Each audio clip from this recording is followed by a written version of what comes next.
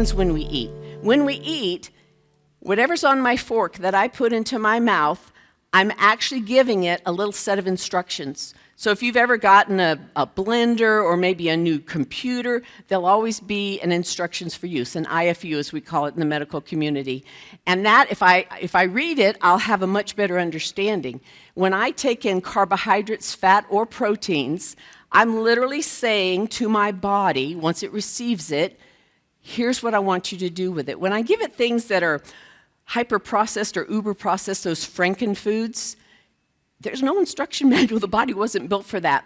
So what we do is we put that food into our body where it then has to digest it. Those components are then managed based on the instructions that our body has, and what isn't needed is eliminated, and that's feces or poop.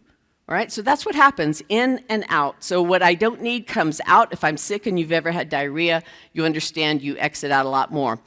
Now, that's when we do eat. What happens if I don't eat? And that's that fasting that Cynthia talked about earlier. So when I eat, we can look at that as feasting, and when I don't eat, that would be fasting, even if it's while I sleep at night. And I have to tell you that before I started keto, sometimes if I would get up in the middle of the night to go to the bathroom, my husband would be asleep. That would be my excuse to go sneak eat, because I did. That's what I did.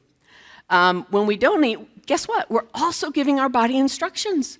We're saying, okay, I'm not eating right now. Insulin, you should go take a little nap. And now I can, in that fasted state, I can start to pull those fat stores, which all fat is basically, well, it's a lot more than that. It's stored calories. I was a billionaire at 240.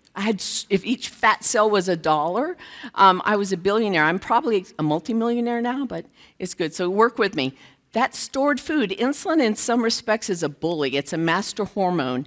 And when it is high, in order to push that glucose into our cells, because the cells have to get a signal, until it drops down, all this stored energy is stuck. It's in jail.